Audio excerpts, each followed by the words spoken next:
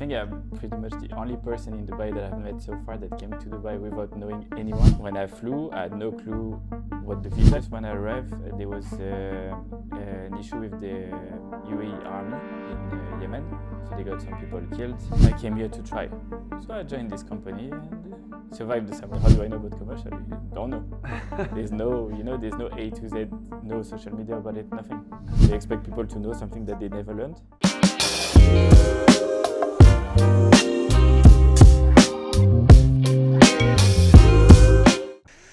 Okay, Pierre, thanks for coming to the show. Appreciate it. Good to see you again. It's been a while, but always good to see you. Today we're not out on the track running. And not looking for any offices for you. Well, we are in a way, but we'll keep it to another subject on the podcast. But I always like to start with how people came to Dubai. So the name of the podcast is The Dubai Life, and it's always fascinating to hear people's journey to actually get to Dubai. So how did it come about for you? So I think I'm pretty much the only person in Dubai that I've met so far that came to Dubai without knowing anyone. Okay. I had no one in my circle that would have been to Dubai or worked in Dubai or knew anyone in Dubai. The reason why I came is actually following up a trip that I did with one of my best friends. We came here for 4 days. Okay. Kind of enjoyed the city, saw what you need to see as a tourist. Speak English every day. And I was like, I need to speak English. I want to go somewhere where kind of the real estate is booming. From where I was in France, everything was kind of stagnant. Mm-hmm. And I was like, okay, let's try it. And I just took a flight ticket, 2 suitcases, came to Dubai. Wow. And how long was the gap between you visiting and then coming 4 months, time to close my company in France and kind of say goodbye and arrange things here. But it's like when I flew, I had no clue what the visa is. I just come and just work. I didn't know you need a visa. For us, European, it's easy, Yeah. And but I had no clue. I just landed here. When you say you had no clue, you had a company to work with? Yeah. So I checked online. Yeah. In 2015, it was not like today. Yeah. Maybe 400, 500 companies. It was just nothing. Some of them look okay, so I sent message and I was like those new people. Oh, I got a job, and it's commission job only, so it's easy to get, but you feel like I got a job. Yeah. And originally I was supposed to do residential real estate. So they say, okay, you can come. They were asking something smart at that time, which is proof of fund, because it was more expensive than today, I think, to live, and less money in real estate. So they wanted people to show that they can survive for a couple of months. How much were they asking? 10,000 euro. Okay. Which is, they say you can survive 3-4 months with this. Depends on your lifestyle, of course, but I think if you're kind of smart, you can make it. Yeah. And also decision I made was to come in summer, where the weather is not nice. So I didn't know what 50 degree was in the desert. Yeah. I was in Vegas. I was in kind of desertic place, but dry. Yeah. And here you come, it's like a humid desert. So it's quite an interesting experience. It's a huge difference. And 10 days after I came in, so unfortunately, just when I arrived, there was an issue with the UAE army in Yemen. So they got some people killed, and they had 10 days of no radio, nothing. I remember you put the radio, it's like silent music. I remember. It was classical music. Yeah. Or Arabic preach. Yeah. And you're like, oh, this is serious thing. Like they care about their country, As a foreigner, it's impressive. Yeah. And then 10 days after, Ramadan. So it's like all in package, It's like you discover the country full, the heat, the Ramadan. It's not like Ramadan today. Yeah. So I discovered like this, and I was like, okay, I came here to try. So I joined this company and survived the summer. That's it. 10 years after, I'm still here. Wow. Here we are. Yeah. What company was it? It was called Blissimi. Yeah. So I think they closed now. Yeah, and I met some friends that obviously some of them quit real estate, stayed in real estate, but it was only English-minded company. Scottish, what is Grant? Joshua, the owner. Okay. Was Grant there? Grant Somerville. Yeah. We play golf together. Football. We're still friends together. Yeah.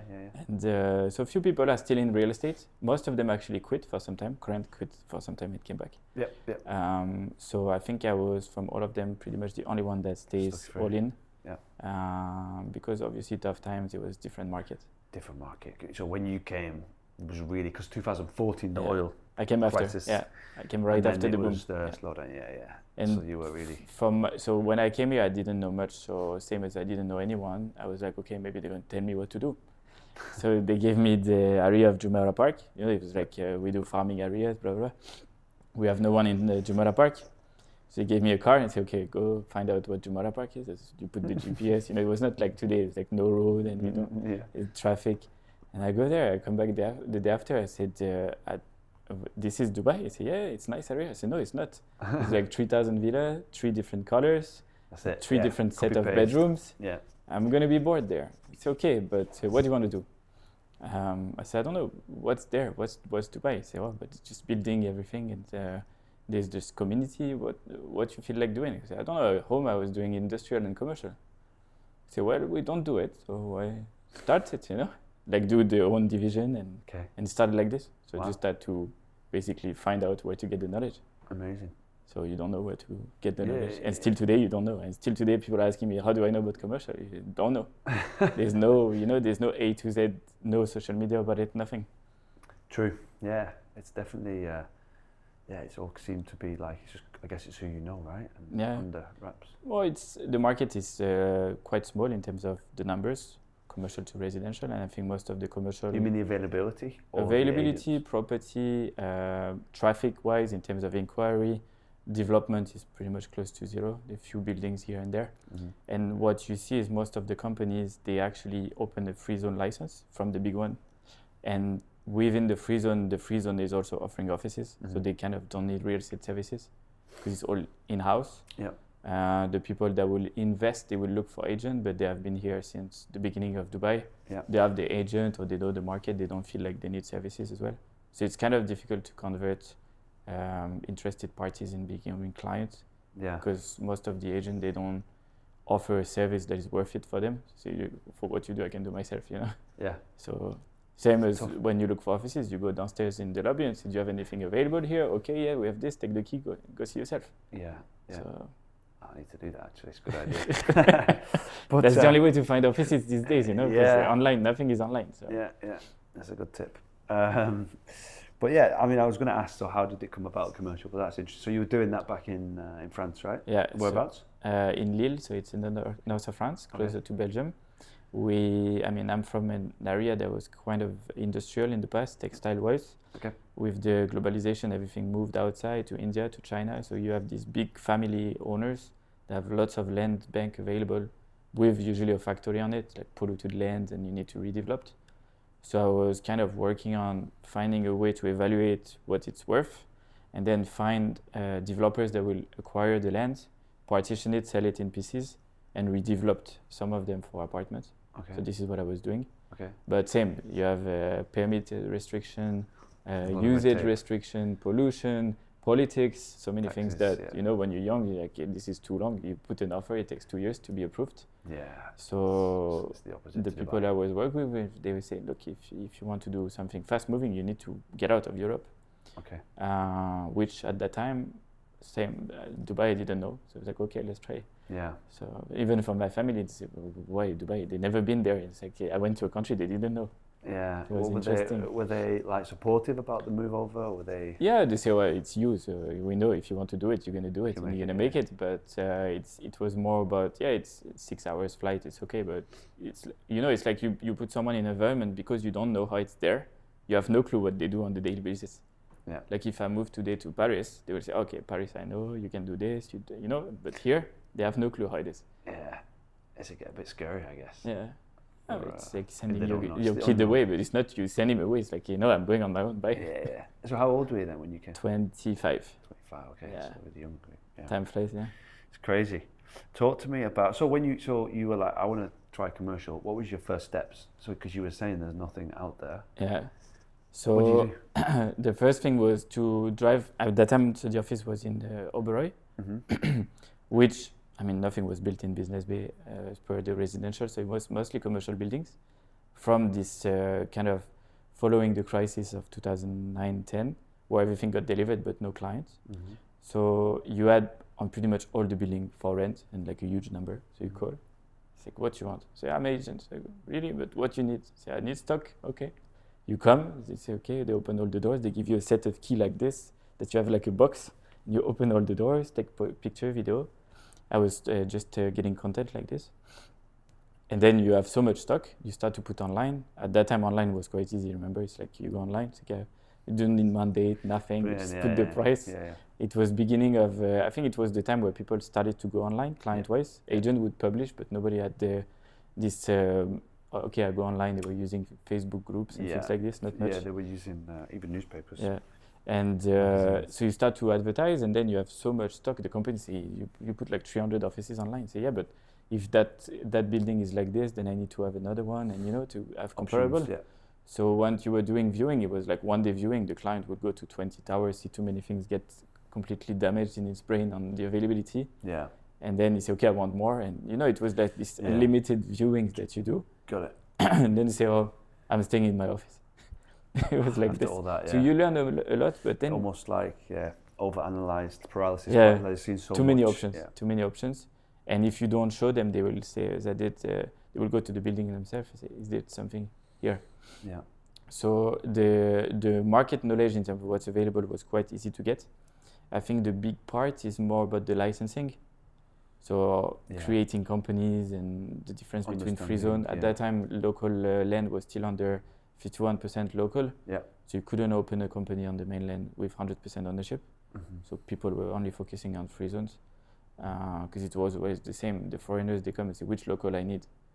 Either I take the cheap local, but if I have a problem, it doesn't help me, or I take expensive local, but then how do I know it's going to help me when I need? Yeah, so it was all really this difficult. Yeah. I remember when I opened my first company here, that was still the case, and it was such a tough decision. Yeah. Because it's the unknown. Both sides, like you said, you're just not sure. You don't know how it's going to play out. Yeah, and they still have the upper hand. Somehow, when they open the bank account, they open for you. It's like all these things that you don't know if something goes wrong. And you have cases where, of course, not everyone, but some people cheated their investors. They closed the bank account, took the money, and then what you do? Yeah. So it was the main thing. How do you understand the different licensing? So first you get, okay, owner calls me, I have an office in GLT. You go to GLT, then you put it online, and then you get someone from the mainland trying to go to GLT. You have to explain to him, but he doesn't understand why he cannot go there. He likes the tower, he lives there, but he cannot go there. Yeah. It's all this struggle to. It's basic, but still I do this every day. Yeah. It's still not common knowledge. You go online. Still today, for sure, yeah. People don't know. No. Yeah, no. I guess they wouldn't unless they look into it, right? Especially in real estate. I mean, you know the struggle. Most people, they try to say, okay, I'm smarter. I will find an office where no one has found one. Go to GLC. What you do? It's real estate. You cannot be here. No, why? It's okay. I'll open the MCC. No, they don't. Cannot. They don't, and they don't get it. Yeah. So it's okay. I'll pay more. It doesn't work like this. It's not about the money. Yeah, interesting. And how long did it take you before you started to, actually make some money? I would say, so you do a few deals here and there. At the beginning, you don't know, so you kind of close 5%. You don't ask the owner, and then you get to understand that what you do is good, so you can charge more. I would say around probably 1-2 years, not because I was interested in money, but more because I was trying to upper hand all the people I was meeting. I was meeting only the big shots. They had time, they were doing viewings. It's like, the market was a bit slow, not like today. So they were also testing, calling, wasting your time, trying to renegotiate their rent. At that time, negotiating down. So it's like, oh, how much is this? Oh, I'm paying more. Okay, I'll reduce mine. And owners were calling and say, you put the office less than what the current tenant that took in 2012-13 are paying. So they were seeing online less than what they have. Yeah. They were calling the owner and say, okay, I'll negotiate. Pierre is listing for less. Yeah. It's crazy. So it was more about getting the knowledge, because those people, when you talk to them, you felt a bit under-evaluated because you know less than them. Obviously, they have been here, it's their country. Yeah. So you need to kind of fast-track the knowledge. Yeah. And as I said, there's nothing nowhere to learn. So how did you do? I was calling land departments. I can do commercial course. We don't have this. Okay. How do I learn? So how did you learn? Just online, forums, talking to people, seeing lawyers, seeing accountants, seeing everyone to understand company, going to every single license, try to understand the parameters. Okay. And that's it. And being a sponge on all this knowledge, because when you get the question, you need to understand, okay, this I remember I heard it like 5 years ago, you need to do this. Yeah, it's almost like you had to kind of learn by just doing and being involved in the deals and figuring things out for certain people, and then you take that information and use it for the next situation it came up in. I think the biggest struggle, which is pretty much I think what people are feeling, you will then aim for bigger companies, thinking that because they are bigger, they know better. So you go CBRE, GLL, Knight Frank, you meet the agency, okay, hold on, I'm nobody, I know more than them. How they get this job and not me? Yeah. So you then say, okay, well, it's a standalone market because no one is here to help. Yep. They stand in their company. They have a legal team doing the contract. They have a compliance team doing who is what and, license-wise. So they just take the key, open the door, and that's it. Yeah. Where for me, in an individual company, I have to do everything. I have to do the listing myself, get the contact myself, do the contract myself, everything myself. So you really understand it more. So yeah, so you have this wider vision. Obviously, then you do a lot more services than any other agent, which most of the clients don't appreciate because they don't know. Because they're just opening doors. Yeah, it's like you and me, we do a viewing, they like the way we do, but they want more. If they did a viewing with someone else before, then they understand that you can have a rare species that actually try to help. Yeah, yeah. But it's able to help, not just trying to help, but you're able to talk about the next steps and the licensing and activities. You've seen it. It's really interesting. Tell me about, so 2015 you came. You mentioned a little bit about what it was like going to Jumeirah Park. What's been the biggest changes? Obviously, it's like a new city now, but what have you really felt the difference with this? For me, I think the network. At that time, I remember if you were in Business Bay, you had to do viewing in DIP, for example. It's like an hour and a half, traffic, and there was no network at all. So I think the road network is expanding. Yeah. I think faster than the city in a way, because you go to places where the roads are there, but they still haven't developed. Yeah. And then in terms of the facility and ease of business as well. At that time, getting visa, so there was no investor visa. They were starting to think of this golden visa, but it didn't exist. People who were creating companies because they didn't have a job, have property, but the only way to get a job was to create a company. Yeah. And obviously they needed these offices to open.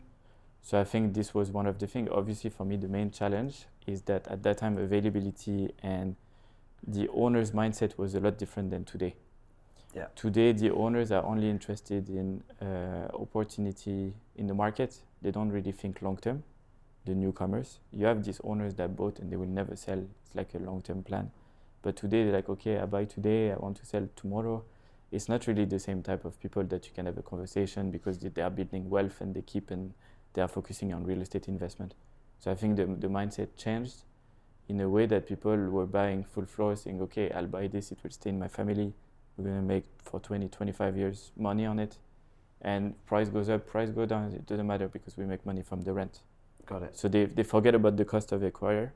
Yeah. They just look at, okay, this many years, we did this many millions, minus what we paid, this is our income.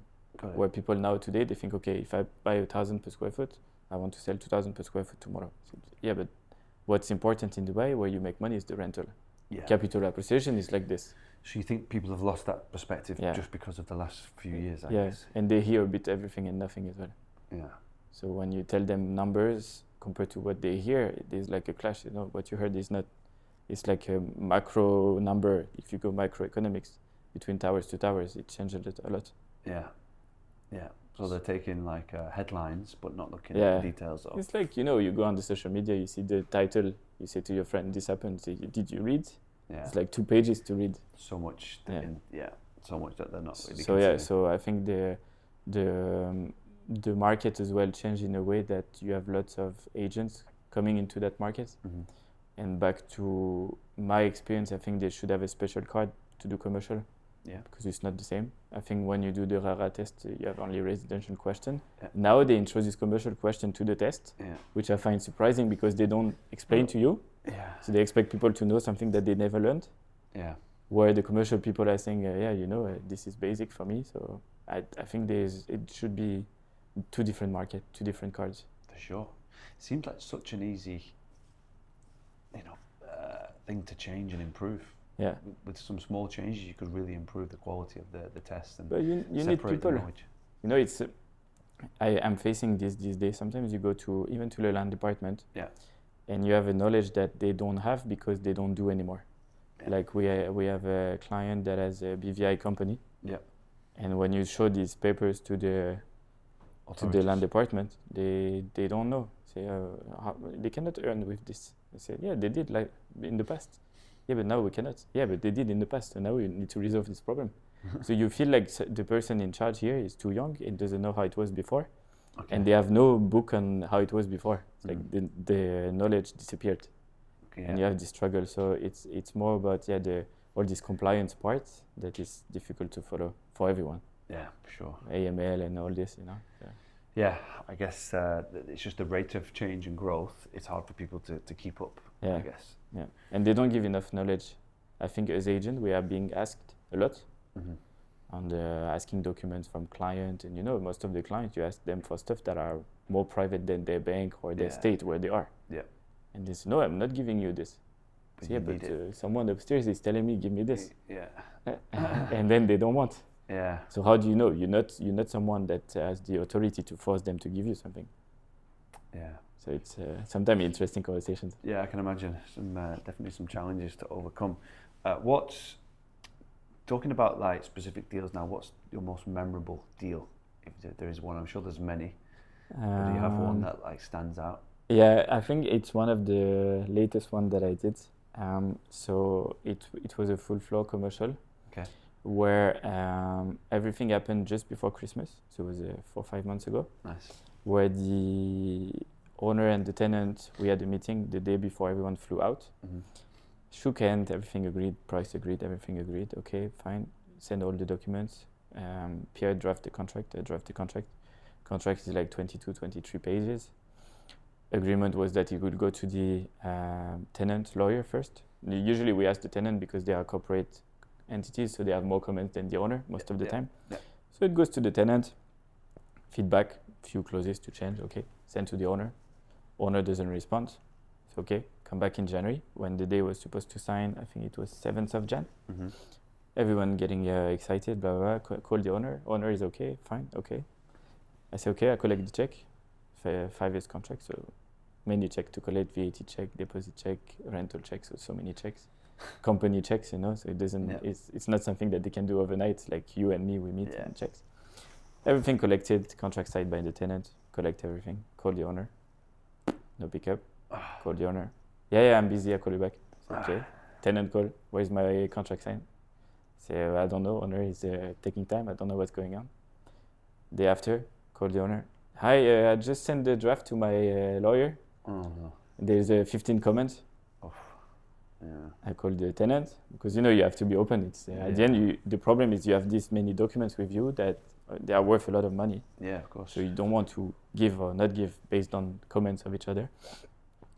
So the owners, the tenants say, okay, let's see the comments. I go to the owner, get all the comments. Most of them, the problem is he was using a lawyer. I think that was not really specialized in the real estate. It's like basic lawyer that gives you a point that they are not changing anything in the contract. You know, you feel like he just wants to do something to be paid. To be paid, yeah. So you do these comments, you go to the tenant lawyer, they say, what is this? Why they comment on this? I mean, they take 15 days to comment on this. So, you know, it's like you go in this headset like this and there's nowhere to go. And then I said, okay, fine. So tenant agrees to change most of the points. I said to the owner, okay, we are okay. And the tenant says, okay, I'm not signing because I signed already. You have my check. I'm not signing unless the owner signs first. Then you have a new battle, which is the owner saying, no, I'm not signing unless the tenant signs. And where are the checks? So it's like you have to compromise on, okay, you know what, let's sit down at the table because you both want the same. So you want your property rented out. They want to take the property. It's been ongoing. There's too many parties involved. So there's a lawyer of the tenant, lawyer of the owner, me as an agent, the mood of the owner, the tenant which has a CEO, a CFO, a COO, everyone implicated in a way that sometimes communication doesn't go. So it's like you get a call from someone where you just spoke to someone else 5 minutes ago. Then you put everyone at the same place. Okay, they sign, you're happy. Okay. And the funniest part was we go to a jury and the juryman, he goes on the system and say property doesn't exist. Then I see I see the chairman of the tenant, which is signatory. He came just for a jury, you know. Unfortunately, for new juries, you have to do still in the offices. And he's looking at me like, please save me. What we do? So I asked the juryman, I said, look, I don't understand. No way, this property is available for the last 15 years. It exists on the system, which is never rented out. And the guy typed the wrong plot number. So when they type, they have to put a plot number. He put the wrong plot number. So because of this, it didn't happen. So I had to show him an old ejari for another property in the same building. And then say, oh, I found it. So everyone's like, okay, fine. So it's, till the end, it's like every hiccup like this. And you're just thinking, is this like just a destined never to happen? And all that time, it's like all trust, because obviously you get paid when everything is signed. Even for me, I make sure that everything ejari registered all okay, because if you get your money and then for whatever reason ejari doesn't go through, you have to refund the people. Yeah. So it's better to be paid when everything is sorted out. So it was not complicated in the way that you have to negotiate a lot. Yeah. It was just you have to deal with individuals that are not on the same frequency, never. Yeah. And you have to align them. And this is what we do somehow without. And did you decide to get everybody to sit in a room together? Is that how you resolved it? Yeah, that was the only way. We went to the cafe. Yeah. But you were feeling at the beginning that there was animosity from every side. I think people are so scared of this in real estate, and it's something that's always worked extremely well for me, honestly. I feel like there's definitely agents just try and do too much sometimes, and if people are on the same page, I'm not saying all the time or to do it too soon, but if it needs to be done and people are on the same page, but they're just, when you're the middleman, there's always interpretations of different messages and people get angry and emotional, but when you sit down, most of the time that it works, right? People just relax more and open up, and I've had a couple of bad experiences as well, but most of the time it helps. I would definitely recommend that to people. And I think from our part in that deal is that none of the speakers were English speaker. Okay. So it was lots of different nationality, but English was just massive, it was just the main language. Yeah. Where obviously when you're frustrated, for me, frustrated in French doesn't sound the same than in English. So it's very difficult to get transparency from what they tell you on the phone. Maybe they are doing something else that is. The worst is written communication. I mean, WhatsApp's probably the worst because you can read a message like, I don't want to change. I don't want to, a simple message. I don't want to sign first. You could read that as, I don't want to sign first, like we agree, in a nice way, or you say, I don't want to sign first. Yeah. And like a capital letter like this. Exactly. 500. But the person's writing it thinking, it's reasonable, I'm being happy, I'm not being argumentative, I'm just saying I don't want to sign first. The other guy is reading the message and it's like, this guy is not negotiating, he's being difficult, I don't like him, I'm not gonna. So to everyone, always meet in person. Yeah. Everything you agree, try to put it on writing for later. Because this is friendly conversation, but you need to have some kind of pinpoints or minutes of the meeting, otherwise you just waste your time. 100%. And now there's so many AI tools. Have you tried using AI tools? No. You've got to do it, honestly. Okay. You'll be blown away. You could just have your phone recording. There's apps which we'll show you later, and it knows the different voices. Okay. So after the call, it will summarize what you said, what I said, put it into a transcript. You still need to read through and just make sure it's picked up on the right things. But it's incredibly good, and it's like having an assistant that's taking your minutes. It's like, I think for me, especially living in this country for so long, it's all the privacy and confidentiality content. Yeah, true. So these conversations are all private. They get uploaded, I don't know where, who has access to it, because sometimes you have some very private conversation that shouldn't be listened, and it's if the guy knows that someone is listening, even if it's a computer. True. For me, it's all this because. We are all fighting the same thing, which is the leak of confidential information and data and all this no privacy here in Dubai. Yeah. So it's like opening another gate of, delegate, but to who? Yeah. This is why I'm a bit reluctant on the AI. Yeah, I guess it depends on certain conversations, but I think in a lot of instances it will help them. It will help, but not regulated so far. So let's see. Yeah, let's see. Give me some inside information. So what areas are you seeing now in terms of, is there anywhere that's under the radar that you think is a really good area for commercial if people are looking? I mean, there's a lot of demand and not a lot of availability, right? So what we see is there were some plots that have been on hold for quite some time, like we're talking about decades old, that are being developed now. Obviously, with people looking at probably finally making money out of their commercial investment, because whatever you were building before, it's not that you wouldn't make money, but you would have to self-fund the building and then rent it to yourself. Because if you do that to sell it, people were not buying offices. There was so much available that people will say, better buy something ready. Why is that? because it's when it was 2008, 9, Okay. 10, there were insufficient offices. The company numbers were, it's like today. Yeah. The demand was higher than the offer, price went up. So they started to say, okay, we need to release it To on the launch, market. yeah. That's when they launched Business Bay and all these places to have 200 towers commercial. They didn't do it. So now obviously the plan is still the same of this city growing, but the lack of offices. So from 2015 to 22, 23, there was no new building for sale, except the one that are built to be leased out by the owner. You know, like ICD, Yeah. like Zabil, a few towers in Business Bay here and there. So most of the developer, they were, okay, I have this plot. I cannot sell it to anyone because no one is interested to buy it. I cannot develop it because it's too much to invest. And they paid the plot back in the days. So it's not, 2020 price. It was like a lot of money. Yeah. So you see development in JVC, which I don't find it commercial-wise interesting because there's no traffic, a bit of concern on the access. Yeah. There is development in Motor City. Motor City is more central, easier to access, no public transportation, already a few commercial towers that are there. But the main point of investment are still the same, is GLT, Business Bay, and downtown. Okay. These are the point where people will go because you have the metro, it's developed, fully constructed. Yeah. Most of them quality-wise. What's good in Business Bay and GLT is you have ranges of price, depends on your budget. So in Business Bay, you can go for 1,000 dirham up to 5,000, 6,000 dirham per square foot. GLT is the same, enterprise 700, 800 for the low quality tower, up to 3,000, 4,000.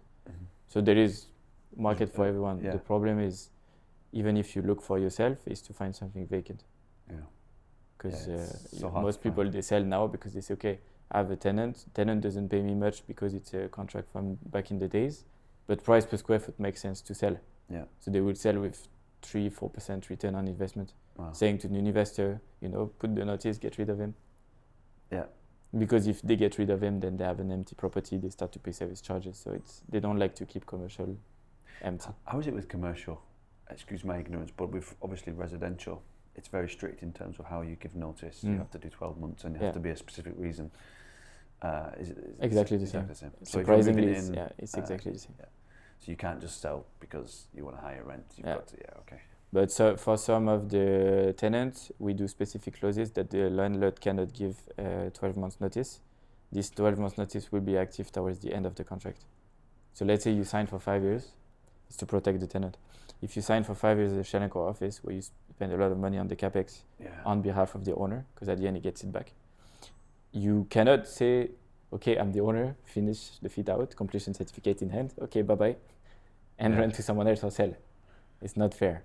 Because so to do that we do that, but they keep on saying that there will be a commercial law, which I hope will come, because as your question is very interesting, is that it should be different because it's not the same market. Yeah, that's what I was thinking. And the dynamics are completely different. Yeah, and the business address is something very important for businesses, a bit less for offices, but if you've been 20 years in the same address, somehow that address is valuable to you. Your suppliers, they know you, your vendors, they know you. The government, everyone, the employees, branding, employees, they will say, oh, if you change tower, I need to take more bus, I need to leave home earlier. Yeah, there's no parking anymore. Parking is, it's like all this. You're in the comfort zone and you have to move. Yeah. And most people move these days to reduce the exposure on the rent. Yeah. So they go in the inland because here it's getting too expensive for what they do. Yeah. So it's lots of microeconomics towards the change of the office that are involved. And is there anything specific that you're seeing now that tenants want more of the parking? Parking. That's the only thing they care about is parking. Fit out you can demolish to again. Parking, if there's no parking. Really? Yeah. Access they don't bother. It's okay. Business Bay, it's like it's not fluid in the morning. It's fine. But if they cannot park, and now increase of parking rate for RTA. There is one parking that is funny. If you go behind Single Business Tower, so next to JW Marriott, that parking was 5 dirham an hour. This is the RTA? It's outside. No, it's a private parking, land empty, with they park on it. 5 dirham an hour, it was 4 months ago. Now that they increased the new parking, how much do you think it is per hour? From 5 per hour, I don't know, double? 20. So you pay 20 dirham per hour for an outside parking where it's not shaded, so your car is just melting in the sun. you get no specific service, and there's no RTA parking. So it's like they force you to go and pay this, and they make a lot of money because the street parking is 8 dirham per hour now on the high, whatever premium time that they charge, but you don't find it. You don't find it. So parking business is a big business in Dubai. I invested into parking. Yeah. Have you invested? I remember there was a company selling the parkings there. Yeah, But the RTA parking? No, Yeah. I didn't. I missed that one. It's parking. You can still invest. Yeah. I think it's good, but it's really increased. I saw yesterday was like a 6% increase, and I checked, and I think I'm like 91% up now. Yeah. And of course, like because they're doing parking in the malls. Yeah, and Salik is Dubai mall. Yeah. But I think parking has another. Yeah, they start to implement in the mall, but what parking did is they took over the RTA parking. So when you pay in the street, you pay parking. And the gentleman that gives you the fine or does the automation fine with the car is also parking. Yeah. So yeah. Yes, interesting. And one gentleman told me a very interesting story in Sharjah. So you know when you in Dubai you pay for an hour and then you have this notification that you need to renew. If you renew after the time at the same parking, it's okay. You can get some minutes free. Okay? If you do that for the people who live in Sharjah, if you do that in Sharjah, if you renew after time, they take your money and they send you fine. No way. Because you were parking illegally without having. So because they have few minutes of free parking, they send you the fine. So they automate the fine based on you saying to them, I overstayed, I'm late, and they fine you. So the guy was saying, if you go there and you do this, don't pay extra, just pay your luck. No. Play with the luck that they will not come at that time when you're there to charge you the fine. And it's the same fine, yeah, the same amount? Same fine. Oh my God. Yeah. Because it's overstayed. You know, the fines are different. If you have no ticket, I don't know the new fines. Like 150 Before it was 100 for no paid renewal fee and 200 if you never paid.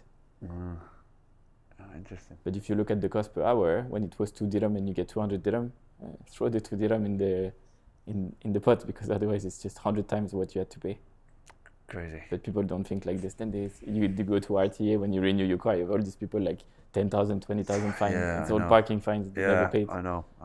It's definitely a good business. So if you go to Sharjah, remember this: you pay for your time, but if you overstay, if you pay after, you will get the fine. So it's very good tip. Yeah. Had a few good tips. Let's see if Dubai implements the same. Potentially, yeah. Okay. So yeah, what people want, they want parking. They start to say a bit of facilities within the building, gym, pool, things like this. But this you will have it only on single-owned building, because if it's sold to different investors, usually the building doesn't really care. Yeah. They don't think of having something that will increase the rent and the potential of the building. Yeah. Okay. Interesting. I think personally, we're going to see more commercial buildings with better facilities. I think people just expect it now. People are also more active and healthy, so I think if they can give people better gyms, and you could even charge people, but if you have it, it's definitely added value. Yeah, and the workspace for the employees is important now. If you go to a stinky office in the older part of Dubai, even if it's a good company, you don't really feel like I'm gonna happy to go to work every day, and so it's important, I think, especially if you work from home and you go 3-4 days a week in the office, you want to go to a nice office. Yeah, definitely. You've had really big success on social media. I've really seen you grow. Yeah, no can bubble. No, it's really it's impressive to see how you've done it. How did you come up with your strategy? Because I really think you put some thought into it, and it's not just the same as everyone else. It gives value, entertainment, as well as actual knowledge.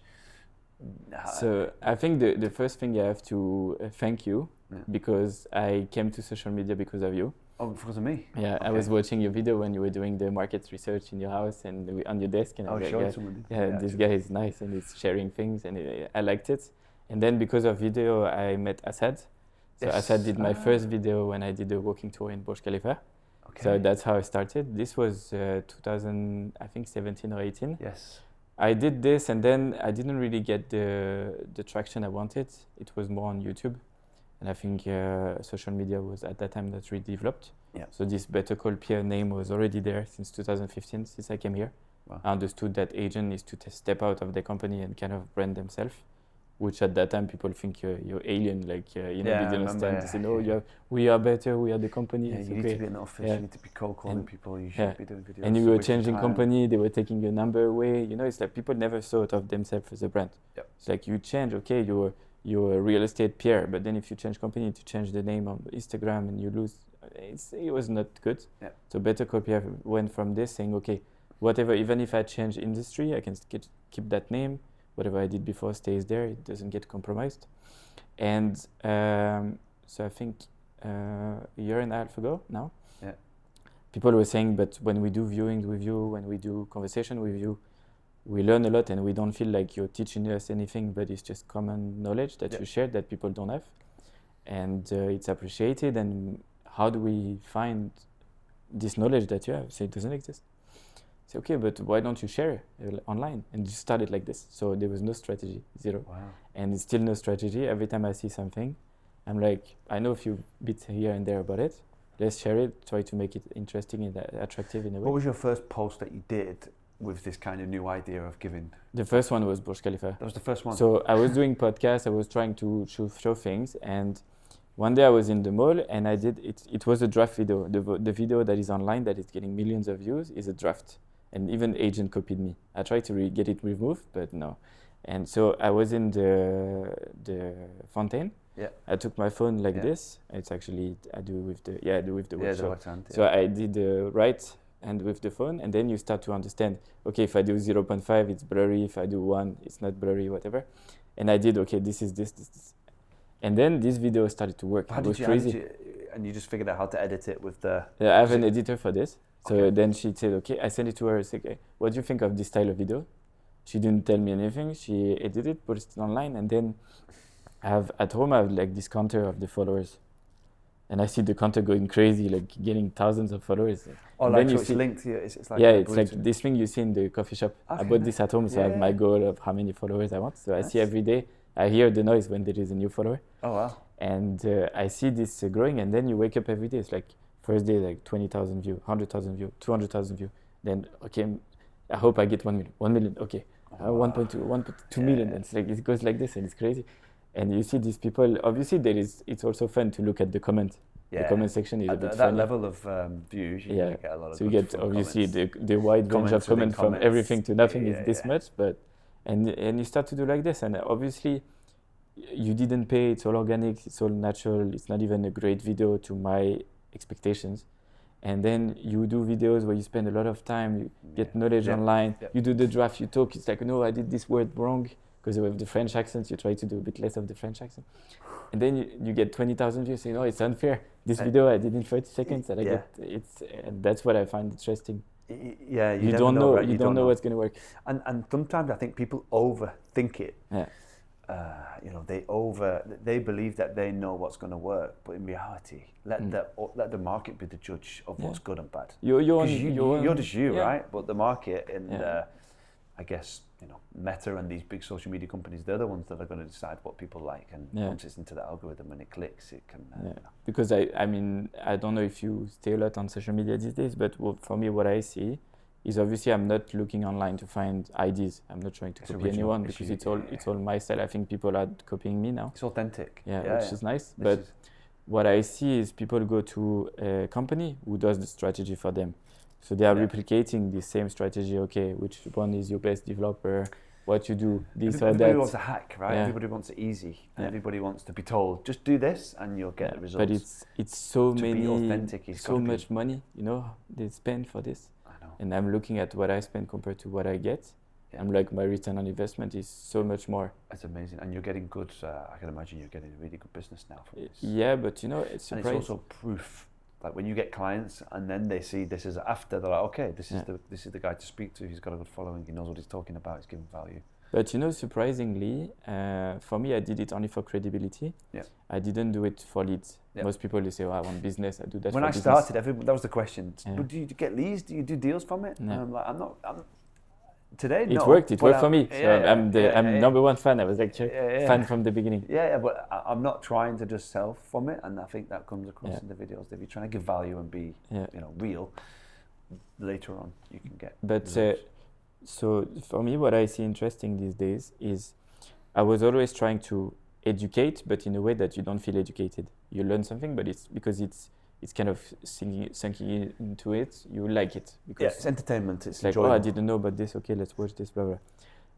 And I was always thinking, and everyone told me you should do training for brokers because you tell them in a way that it looks complicated because what you do looks complicated, but when you share it, it looks okay, at least understandable. Yeah. If you don't go too much into the details. But I wanted to end up picking up agents as audience, which I do now.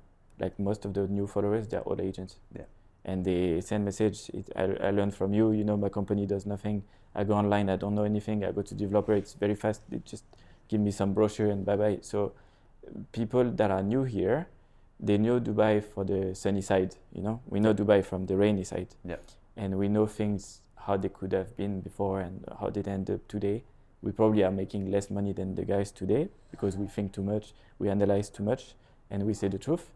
But because of this, you just share knowledge that nobody has because they were not here. They didn't see, it's all these things that we have in our mind, and this is wealth. Yeah. And we need to share it. It's only one side of the coin, right? Yeah. We've seen the other side. That's really interesting. So that's what I try to do. Same as you, not selling anything, just giving value, data, knowledge. Then and what about the plan for your? So you did this first video, it was amazing, and then you thought, oh, let me try this again. And of course, it doesn't work the second time. But some of them. So I think what I found my style, I did I think 2 or 3 now, where I go to a nice view. Let's say I do it from your office, and I will pinpoint the different developments. Yeah, the IFC. I don't know how you got into the. I'm not sharing where I go. Or something. Yeah, I'm not sharing where I go. But I was there with a client, and he said, I need to go to the restroom, whatever. I did the video. It took me 1 minute. I do it on sometimes without the mic. So if I'm outside, then I need to redo the sound. But most of the time, it's one shot afterwards. Yeah, it's one shot video. So I do everything. I know what I want to say. And then this one I think got pretty much like 300,000 views, something like this, but being shared a lot. Yeah. And I did another one where I was in Marina overlooking the beachfront, which is the same. I was explaining the different things, which for me it looks something very standard knowledge. Yeah. And when I see what people are saying about this video, I'm like, this is what the people should tell you. Yeah. Don't tell you how to sell, what to say to the client, how to do cold call. Just know what to sell first. Basics. Before how selling it. What's for sale. Yeah, exactly. And I'm surprised how completely vice versa the market is compared to my brain. Yep. I cannot sell something I don't know. Yeah. Here they say go sell something. But what I sell, it's you need to understand the mentality before is very you can different. sell. Yeah. So I like this style of showing things from above because I think the space planning is important here. Yeah, for sure. Accessibility. Yeah. Yeah. Just sharing things. I have no benefit in not sharing, but I think people benefit from just watching it. So nice. So more of the same going forward. Yeah, need to find new places. More buildings, international. I saw you did Kuala Lumpur. Everywhere I go, I do. Yeah. That's what I did in Chicago, in LA. I did in Kuala Lumpur. So you got to I plan did in some Hong really Kong. nice trips to everywhere I go get because it's the same style. I see a nice building, it's okay. You learn a bit online and that's it. Yeah. But this video, they don't work. They get 5,000-10,000 views max. I never passed 10,000 for international video. I'm sure you will. Even my Eiffel Tower in Paris, I think I got 5,000 views. Oh, really? And it's an amazing video. Yeah, I can imagine. Cool. And what about you? So obviously Better Call Pierre. Tell me, where did the name come from? Better Call Saul? Yeah. At that time, it was not even out. So, really? 2015, it was Breaking Bad. Yeah. So Better Call Saul is the dirty lawyer in Breaking Bad called Saul Goodman, which is not even his name. And so obviously, I was watching this series, and I was kind of feeling a bit the same. It's like you come in Dubai, where in France you meet someone and you will ask for his tax income. You kind of proof of who you are. You don't believe them just by their name. And here you meet so many people that pretend to be someone they could be or someone they are not. But you go online, it's like 20 times the same person or 0% like this. So you don't know who you talk to. And my friend, they said, but this is crazy. You do viewings for millions and you don't even know if the guy has 1 dirham. True. So, yeah, but this is like this. They say, you're like this lawyer from Breaking Bad. Yeah. And he started like this. It's like you just probably deal with people that are not friendly or criminals, or you don't know who you deal with because at the end, they don't show ID, don't show anything. Yeah. You trust them. It's okay, I'm Mohammed blah, blah, blah. Okay, Mohammed blah, blah. Yeah. You don't ask for proof. You don't know. Yeah. Yeah, it's true. So it started like this. And then obviously, so booked the name. I had a website for quite some time. I was getting data on the towers, sharing a bit of the offices, but very minor, not really focusing on this. And then the spin-off of Breaking Bad with Better Call Saul went out. And what's interesting now, I see lots of agents having the same name. Better Call blah blah blah, Better Call blah blah blah. It's cool. I love both series. For me, Breaking Bad's the best. Better Call Saul is a bit darker. It's more it takes time, I it's think. in intelligent ways compared to Breaking Bad. It's like shooting, but Better Call Saul is mindset more. It's really nice. I like it.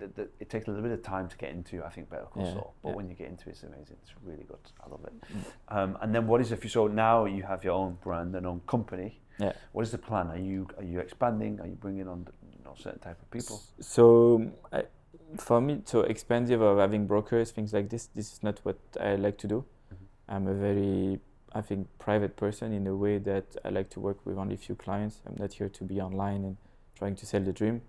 I like to do consultancy more, kind of pick the brain on the people. Most of them, they come to Dubai with an idea and they ended up doing something completely different because what they had was probably not feasible. So we educate them on what to do. Buying and working with investors that are buying to refurbish, sell, what to buy, what to sell, because they also have lots of portfolios that are being old, and all these towers, it's time to let go, because the towers will have to have refurbishment, service charge will go up, things like this. So what to do? So it's more about having people that they have a need of talking to someone that can educate them and influence their choice in a way that they don't really think like this. So this is what I like to do. So but not really growing brokerage, more into consultancy. Obviously the real estate side is still active, but I like the other one more. Where you feel valued for your knowledge. And I like it. I like the vision, direction. Tell me, you mentioned about building relationships, something that we spoke to with every single guest. Do you have anything that you do that you think is helping you to keep and build relationships? Any tips or tricks? No, I think just being me. Being yourself. This is the most important. Fake it. Like you're gonna go to, when you come here in Dubai, it's I call it the cheesy real estate. It's like they ask you to wear a suit, tie, blah blah blah. It's like, but I'm going in a warehouse. It's 50 degrees, and you're staying in the office going cold. So you cannot implement. To me, what they do, and they just stay in the office or sell in the developer's office. It's not the same. And some people, I remember at the beginning, they were like, yeah, but you come, you have like, at the beginning you have rental car, you come in polo. So yeah, come for me, you want my brain. How I look, if I look presentable, even if I'm not going to a wedding, it's okay, because you're here for me. And people, they were so scared. I've seen so many people good looking when they start talking. Say, but the way you dress doesn't match how you talk. Exactly. It's better the opposite. If you don't like how I look, but you like how I talk, it's better. 100%. And this is, I think, so the best is to be yourself. I think what I like about the new commerce for the Russian in the market is they understood. For them, they dressed how they are comfortable. If you're not comfortable in the way you are, how are you going to sell to someone? True. If you feel like this, and I cannot talk and I'm sweating, and it's very simple. But it's all about the show and have the watch and this and the car. Who cares about this? It's all about. You have to start somewhere. You cannot be on top at the beginning. Start somewhere and be proud of it. Exactly. People have this fake it till you make it mindset in Dubai. But I think you can see it a mile off, honestly. That's definitely really important to be yourself.